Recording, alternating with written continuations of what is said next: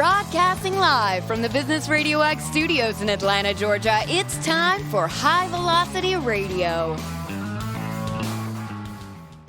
Welcome to the High Velocity Radio Show, where we celebrate top performers producing better results in less time. Stone Payton here with you this afternoon, and you are in for a real treat. Please join me in welcoming to the broadcast the Makeover Master, Mr. Mike Young. Good afternoon, Mike. Good afternoon, Stone. Thanks for having me, man. Hey, delighted to have you on the show, man. Tell us first, if you would, mission, purpose. What are you out there trying to do for folks? You know, I have an interesting story where I decided I wanted to have the entrepreneurial dream like a lot of people do. And it took me a long time, and I struggled a lot. I spent almost a decade buying books and courses and online platforms, and spent a couple $100,000 trying to figure out the game. So it worked for me. And so that's what I do today. I really help small business owners and entrepreneurs that are trying to, sell their stuff, or they have something important to say, but they can't necessarily figure out how to market, advertise, position things to stay focused on their craft. So my mission is to help people avoid the struggle that I went through. So are you finding in your work patterns, I guess I would call them? Are you seeing some of the same challenges over and over as you're having these conversations with these folks? Yeah, 100%. What I've found, and this was a huge turning point in my career, was we're all human. And if you really dig into how human beings work and the archetypes we fall into, and our greatest fears and our ambitions and our motives and our meaning and all that, you begin to see patterns. There's no doubt about it. You see that essentially we're all the same. We just use creative ways to mask our insecurities and avoid putting ourselves out into the marketplace. And so if you can tap into that and help people unlayer that, it usually kind of helps them reclaim that inner child that's gotten lost along the way. So what are some of the questions that you might get over and over early in a relationship? The common theme when people connect with me is my business isn't working. I'm passionate about what I do, or what I have to say, or what I have to sell. And it's not working, and I can't seem to figure out the real reasons why. The comments I hear a lot are, I'm too close to my own problem. I can't see the forest through the trees. And I think that's true for all of us. We all need a little bit of outside perspective from time to time. I think that's the one thing that you can't give yourself is you can't give yourself outside perspective, and you can't give yourself knowledge and wisdom and understanding that you haven't accumulated yet. And so the shortcut or the hack to that is to find somebody who's already done what you're trying to do, and get them as a mentor or a guide or a coach. And your learning curve will dramatically speed up if you do that. I suspect some of these challenges and some of these remedies, if you will, are probably timeless, but just gut feel, do you think selling is different or harder than it used to be, or do us old guys just feel that way from time to time? I think getting attention is harder than it used to be, because the world is filled with information. It's a very noisy place, and I try and help people reframe their mindset around certain concepts. And one of them is that you're selling all the time, from the day you were born. We're selling, do you want to go to this movie or this dinner with your wife? And you're always selling something. Sometimes it feels natural and unforced. And a lot of times when it comes to people that are running business, especially if they're using like a personal brand to try and attract their tribe, so to speak, there becomes a disconnect where that selling feels forced or awkward. And I find it's one of two things that holds people back. One is that they have imposter syndrome, and they actually don't feel like they're good enough, or they have self-worth or self-esteem issues. And the second one that holds people back oftentimes is capacity issues, where maybe they're trying to sell websites or they're trying to sell coffee mugs, and they know if they actually sold 20 of them on the same day, they would have a capacity issue. And so those two things are weird mindset tricks that we have to get over, and we have to learn how to tell ourselves a different story. And that's what I find is that if you can connect the client with their meaning instead of what they're trying to sell, the selling almost becomes a natural byproduct. What are you finding the most challenging about your work? What's the most difficult part about what you do, you think? The most difficult part for me is I'm very empathetic, and I remember exactly how it feels to sit in my office in 2008, broke, alone, frustrated, confused. I remember those feelings, and I care a lot to help people break through those moments a hell of a lot faster than I did. And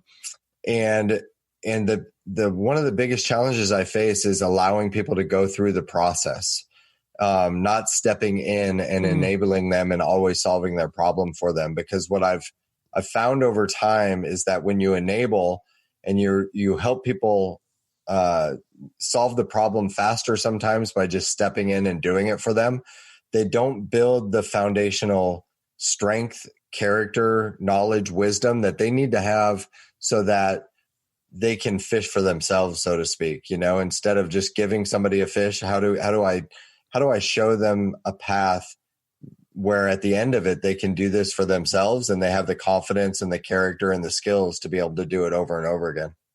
Fantastic answer. And it makes all the sense in the world. But the other thing that I hear in your answer is an incredible degree of self-awareness. That must be a blade that gets sharpened every day for somebody in your line of work. Yeah. I mean, I'm still, I've been doing some interesting things. I've when I say I have an interesting story, I think it was, I was in enough pain maybe in 2008. I went from liquid millionaire to $200,000 in debt in less than 6 months. Woo.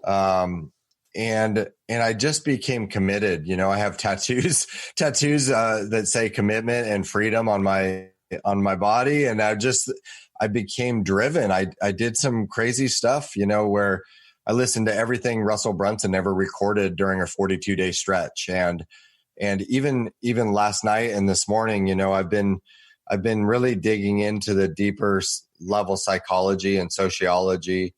And I think you nailed it on the head. I think I call it the 4 clarity pillars inside my programs, but self-awareness is a huge piece of this game, because when you understand yourself and your value structure and who you are and what you represent, the answers to a lot of your questions become instantaneous.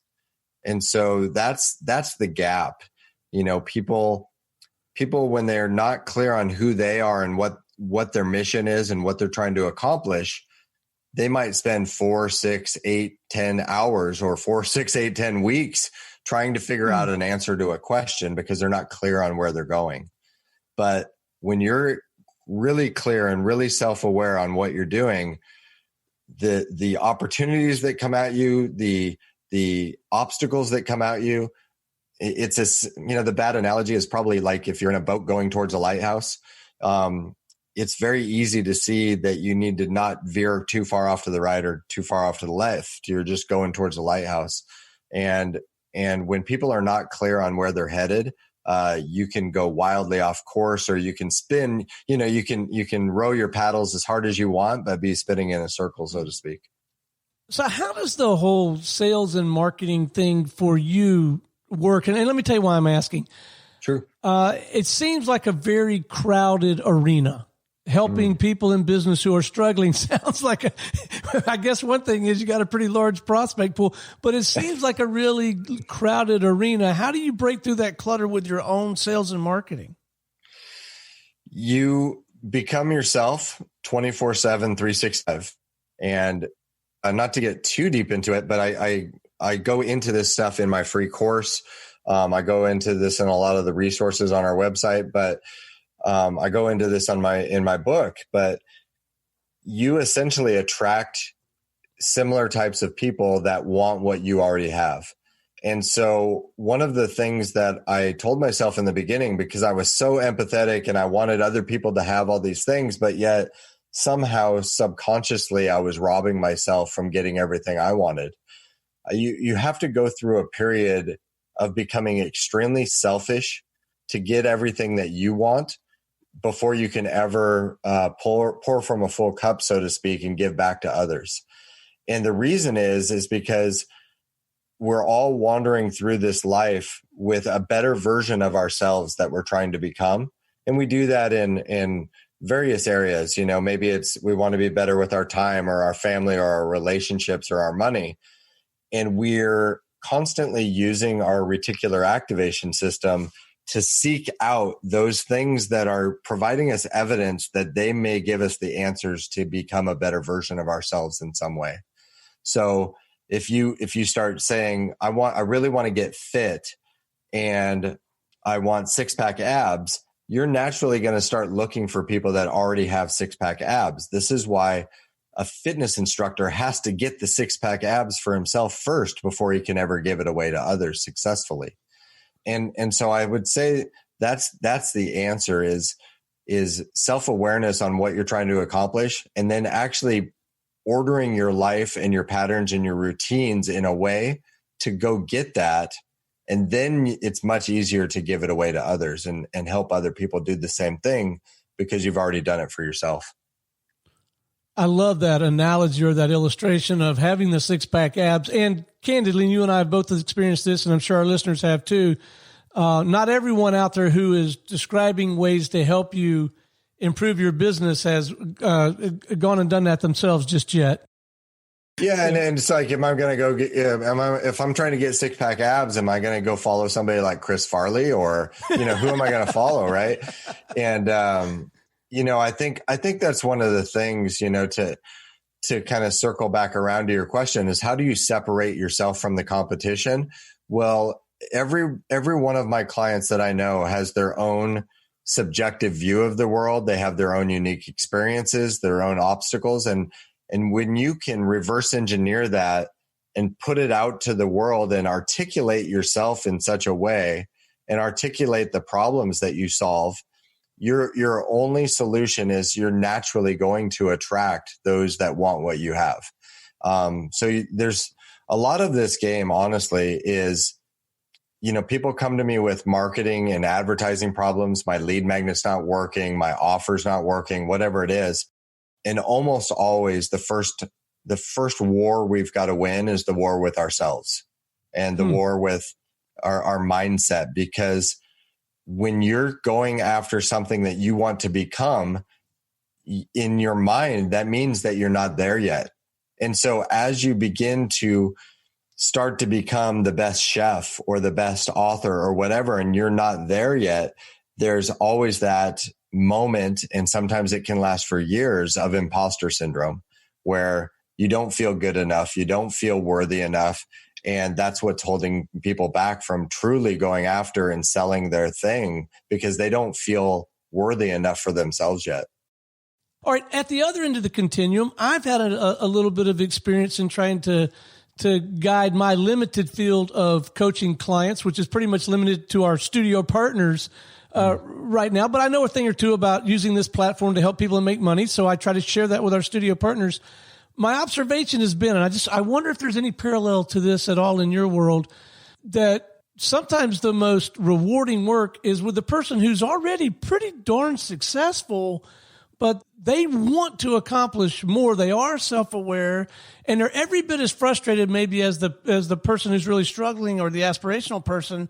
And it's almost like, it seems like those people are so rewarding to work with, and maybe some of the people that could really use the help the most are like the marginal performer, and they don't even see that they should get the help. You ever run into that? Yeah, I mean, either the way I grew up or my conditioning was, guys don't show their emotions. Guys don't ask for help. Your job is to raise the money and support the family and do all these things. So I was the naive person driving around town, not stopping to ask for a map and trying to figure it out all on my own. And the people that, at least what I find more often than not, is everybody has a powerful story. and everybody has a powerful skill or superpower. But somewhere along the journey, it becomes a mess. It's like they wanted to create this fancy car in their garage. And so they started accumulating all the tools and all the parts and all the tires and all the stuff you need to do this. But you walk into the garage and you see a car that's covered up and tools laying all over the place. I think about one of the clients we just launched his website. It's a buddy of mine, Nate Bailey. And, he had hundreds of podcast interviews. He had a TEDx talk. He'd helped hundreds of different people through his programs. But if you visited his website, and this kind of goes back to your audience, if you're driving traffic, but it's going back to a place where people can't instantly connect, the information is overwhelming today. We don't have the attention span to figure you out. And so it's a reordering of things so that people, there's two specific buying windows. One is when a prospect becomes a lead, and the other is when a lead becomes a sale or a client. And if you can control the perception of your brand so that people get it and they see a lot of your work, and that's oftentimes the one missing piece, is people aren't displaying enough proof that their products and services get results. If you can reorder it and display it in a way, and I call it your business image ecosystem, a lot of times what you'll find is your new prospects dramatically go up that convert into leads. And the second piece for people that are using podcasts and radio shows to drive traffic to their stuff is really the lurkers, the people that are following you for a while, but they're not raising their hand. They're not speaking up. You have to continue to show up consistently and display that evidence. And eventually they're like, okay, this guy that says he helps people fix businesses, I've seen him do it over and over again with other people for 6 months. I now believe him or her enough that I'm willing to raise my hand and say I need some help. So the game is the display of these things to control the narrative and the perception, and then give people a clear path to start. So many people are what I call, I think you and I talked about this before we hopped on the live, which so many people spill their marbles in the lobby. It's like they have wisdom and expertise in their area, and they want to throw it all up on people on the first thing. And because of cognitive dissonance, we can't process all that information. You have to give people a clear starting place and one place to start a new relationship with you. So for our listeners, if you do go to the makeovermaster.com, you're going to see that Mike has the equivalent of six-pack abs with respect to everything he just described. You do that so beautifully. Everything you just described, from the social proof that you have there, all the way to your very, I can only call it, generous approach to trying to serve first. You've got a thing on there where you're willing to get on the phone and help people talk through their blind spots before they ever write you a check. Am I remembering that right?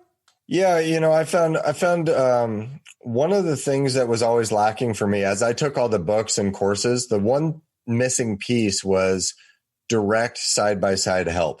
And so when I didn't want to create another course. So our mentorship program, it involves side-by-side help with me, but when I was still trying to figure out how do I generate leads for the business, I had to figure out a way that I felt good about, because so many people come in. I think you've probably seen this in your messenger or whatever. It's like, hey, nice to meet you, Stone. And the next comment is like, hey, I sell podcasts XYZ for a living. Do you want to buy my thing? And so they're skipping natural progression in a human relationship. And it feels assaulting when you have somebody do that to you. So I had to develop a whole bunch of free resources that said, hey, let me give you a free course. Let me analyze your business and look at your social media and your website, and I'll record a video of all the blind spots I see that are actually costing you new leads and sales. And that was the trigger for me, where I no longer felt any sort of resistance to sell, because I wasn't selling my paid products in the beginning. I was just selling free help. And what I found over time is you put enough people into the free help and the right prospects emerge from there. And they basically reach out to you and they say, like, my sales conversion percentage is virtually 100% now. Because when someone hops on a sales call with me, they've already gone through the free course. They've already had a blind spot challenge review, and they've already just said, you know what they're paying me for is speed. So what's next for you, man? You've got a lot accomplished. Maybe you're just there and you're going to ride this plateau out, but you don't seem like the kind of guy like to me. You probably have a whole new set of things you're trying to accomplish over the next 12, 18 months, huh? I think, for me, I'm at a weird place in my life because I struggled and I strived for so long. I've been in the entrepreneurial game for 15 plus years now. I find myself still kind of kicking myself a little bit. Sometimes I sit around at night and I just say, this is where I want to be. And so I think what's next for me is just more impact with other people. I'm always trying to figure out ways to improve what I've got. I'm not looking for the next course. I'm not trying to create something necessarily new. I'm always looking for ways to improve what I've got right now. And that's a weird place to be when for so long I was always thinking that I was missing something and I needed something else to become complete or whole. But right now it's just how can I add value and impact clients so that they get the results that they not only want, but they deserve.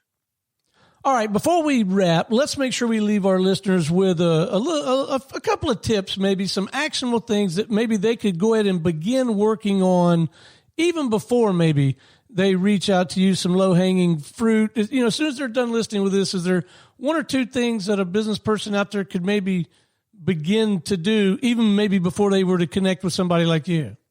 Sure. I would say, well, number one, we can drop the link to my free course, which goes through a lot of that, if you want. Sure.